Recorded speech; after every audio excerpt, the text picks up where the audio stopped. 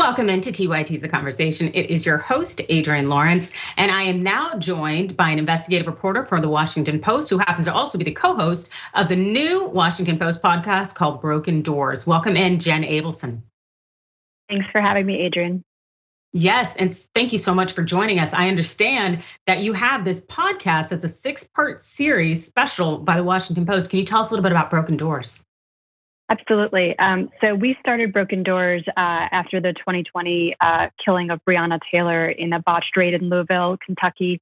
And my reporting partner and I, Nicole Duga, have spent the last year investigating no-knock warrants, which are one of the most aggressive and intrusive forms of policing, when police essentially force their way into your homes without warning. And we wanted to examine the consequences of this kind of policing tactic and understand the fallout for people across the country. And so as you were working on this Broken Doors, a 6-part series that I understand is part of the Post Unaccountable series that you also co-host with Nicole Duga. What essentially is going through your minds in terms of how you want to present this information, given that no-knock warrants have been extremely, they've just been leading a lot of headlines when it comes to the fatal shooting of unarmed Black people? Absolutely. Well, I think it was a term that a lot of people really weren't familiar with before the killing of Breonna Taylor in 2020, but they've actually been around for decades, these dangerous and risky warrants. And they're essentially high-risk searches. And we wanted to understand really how often these happen, what are the kinds of communities, where do these happen, who are the communities that are bearing the brunt of this kind of aggressive policing. And it was actually a really difficult task to try to answer some of these very basic questions in terms of how often do they happen. No one is keeping track of this kind of information. Where are they happening? It's incredibly impossible, and there's a lot of opacity around this subject and trying to dig deeply into it. And so we spent a lot of time reviewing warrants from across the country. We looked at over 2,500 warrants in 30 states, trying to look at how are police able to actually get these warrants? What kind of information do they need? And what we found raised a lot of questions. Wow, and I bet it did indeed raise a lot of questions, especially because warrants, it's my understanding, would have to have a judge sign off on it, that there'd be some requirement of probable cause there. Is that happening? Is that not the case? Yeah, so what we found in a lot of instances is that there's very little pushback from judges. Judges are supposed to be the ultimate gatekeepers. They're the ones who sign off and give police the authority to break down someone's door. We found that often that they are abdicating their responsibility. They're not questioning the claims that police are making on their affidavits when they're presenting them to judges. Judges are not asking basic questions. Do they know the names of the suspects? Are there children who live there? Do they have the right address? And we found so many cases where there were people who were injured or killed in no-knock raids, where there were some really, really gaping holes in terms of the kinds of surveillance police were doing, the questions that judges weren't asking. That really led us to question, how does this all happen? Wow, and so it just seems like these members of the judiciary are rubber stamping authorization for law enforcement to just burst into someone's home or someone's dwelling. And that seems like that would be extremely shocking. I know I'd be terrified if all of a sudden someone burst through the door. And so I guess, where do we go from here?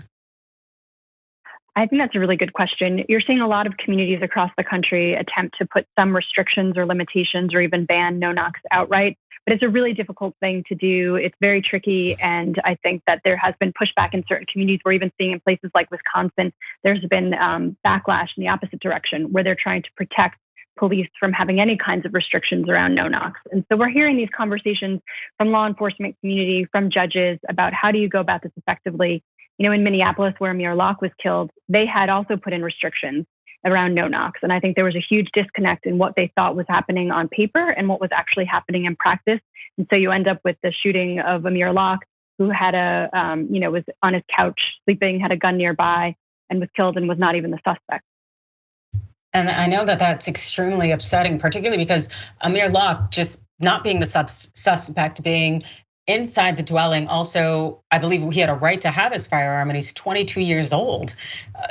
You're telling me nothing is being done to curb this practice of being able to burst into someone's home, whether they're sleeping or not fully cognizant of what's going on, and take their life.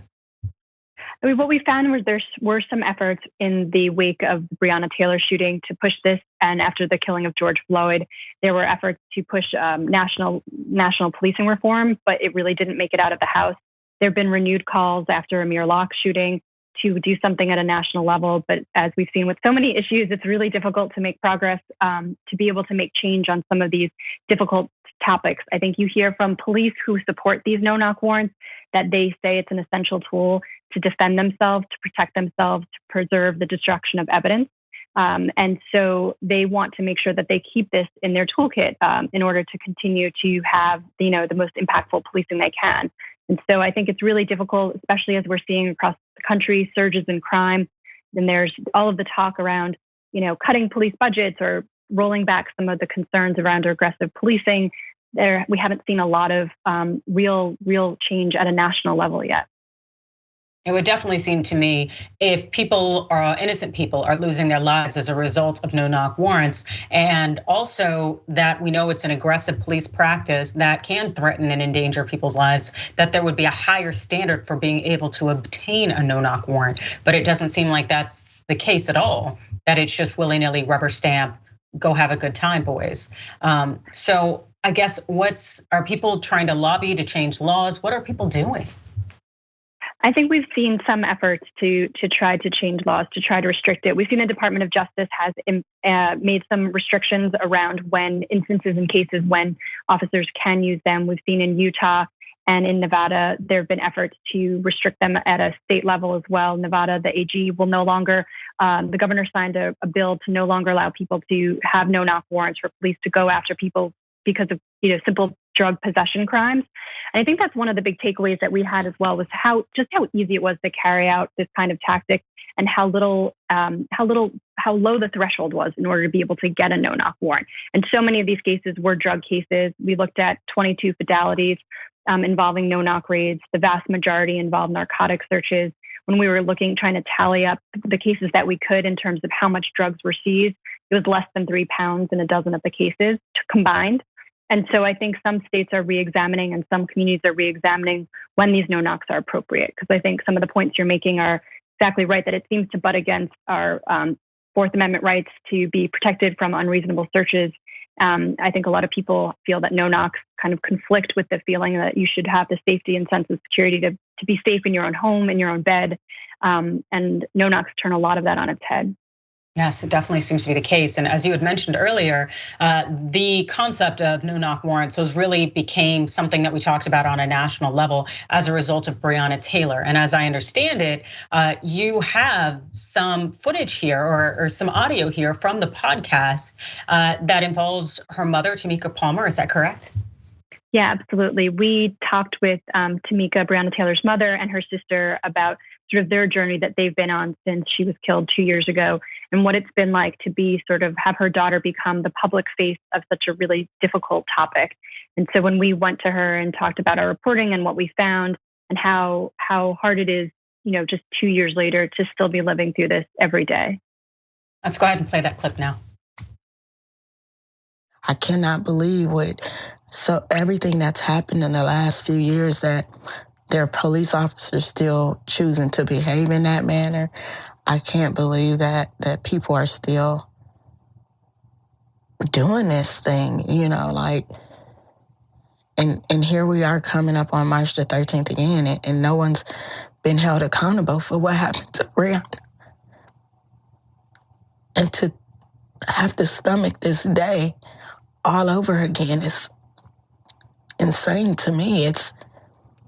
I've said this 100 times, it's still March the 13th to me.